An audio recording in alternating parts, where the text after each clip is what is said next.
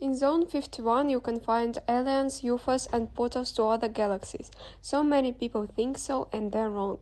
Now, a massive assault on the main stronghold of extraterrestrial civilizations in Western popular culture has been appointed. What the Zone 51 really hides and why it was created, tells the columnist of 360. Previously, September 3rd was in fashion. This year, everyone was waiting for the 20th. Millions of social media users around the world have been discussing for several months how best to get into a classified US Air Force military base, which has become a symbol of the truth that is forever somewhere nearby. Not only the X-Files, but also The Simpsons, Futurama, Independence Day, Very Strange Things, a myriad of other films, TV series, and computer games drew inspiration for their plots from the bottom of the dry salt lake, Groom Lake, hidden in the depths of the lifeless desert behind the high peaks of the Rocky Mountains. An inconspicuous group of buildings is located here: runways, hangars, security points. The authors of the idea of storming the Zone 51 allegedly want to get here. However, the founder of the meme community has already apologized to the authorities and said that the idea was a joke. But in the American media, they're discussing how many people will take the plan of attack on the base seriously and come to the place at the specified time. It's unlikely that there will be many of them, because most of the participants of the assault are teenagers and science fiction fans who don't like to get out of their comfort zone too much. Getting to the western part of Nevada isn't so difficult.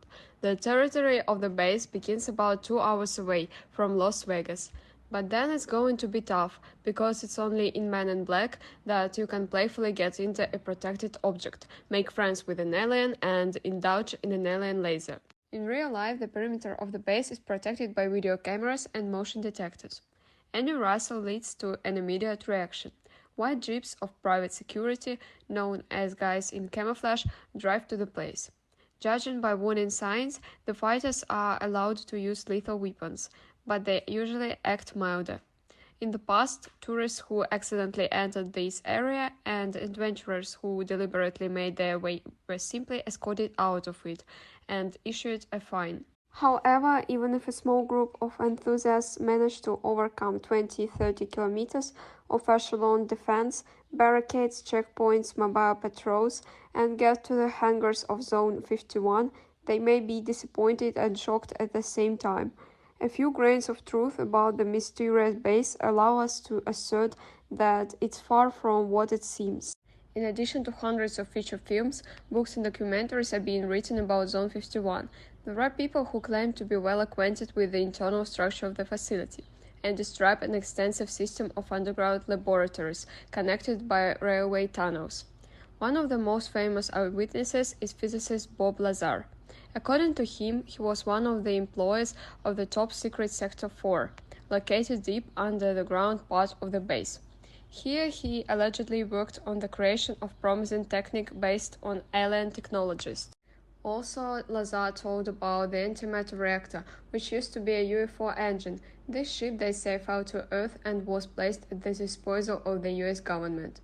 He also allegedly saw documents shedding light on the participation of aliens in earthly affairs over the past 10,000 years.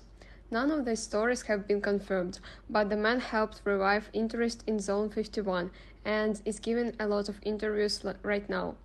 Even more incredible details were announced in the documentary Land of Dreams. In it, an unnamed mechanical engineer reports that he was one of the participants in the project to create a flying saucer simulator based on a real alien spaceship that crashed and was transported to underground bunkers of a secret base. The engineer also recalls that one of his colleagues was the most natural alien under the pseudonym Jarod. The creature communicated with people using telepathy.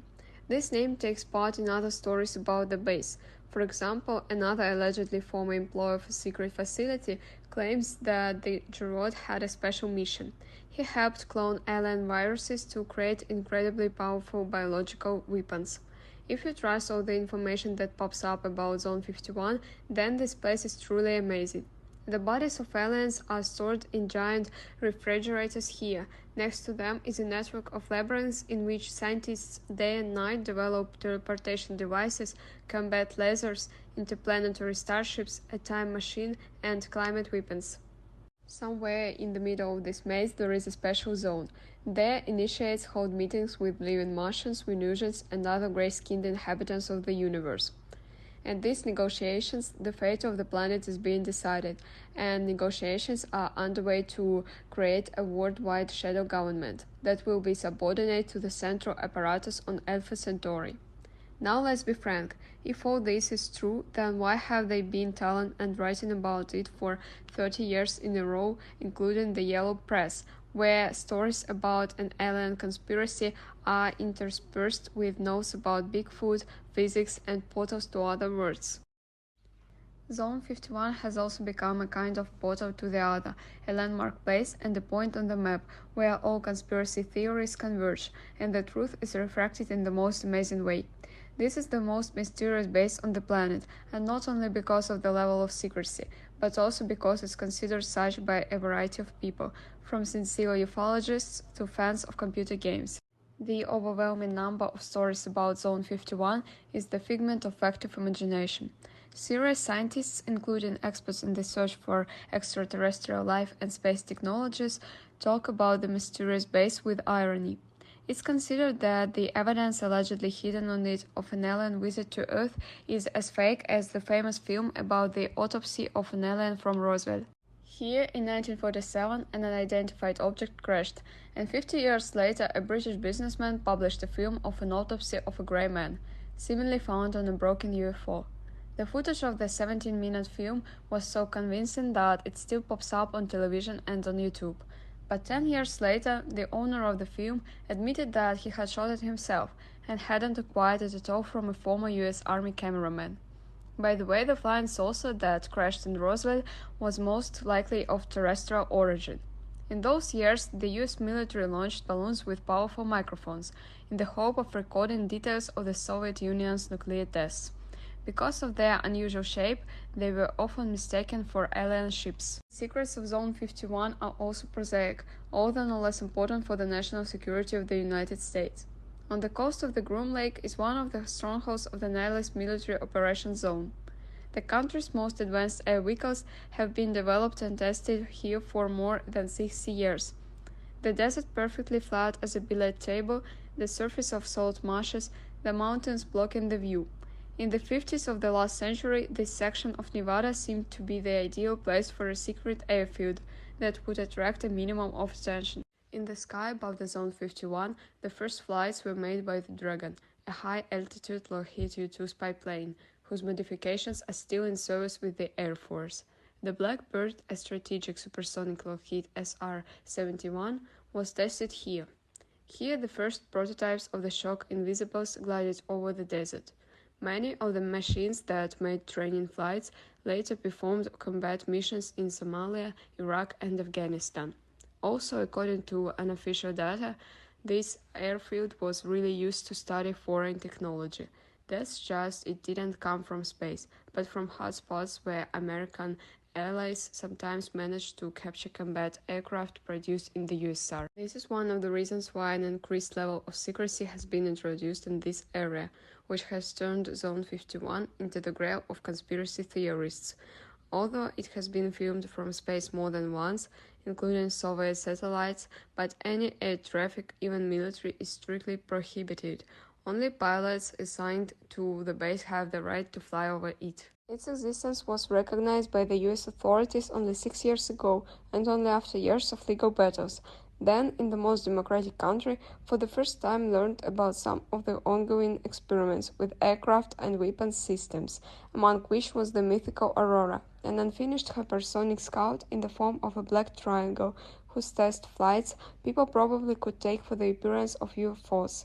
Thanks to the trials, we know approximately not only for what and how Zone 51 was used, but also its darkest secret. In the late 1990s, 5 employees of Zone 51 sued the government. They demanded to provide details about the toxic substances that were used during secret tests. These people really worked at the legendary training ground, but they were united not by knowledge of alien technologies, but by serious health problems. The details of this story were recently told by their lawyer, law professor Jonathan Turley.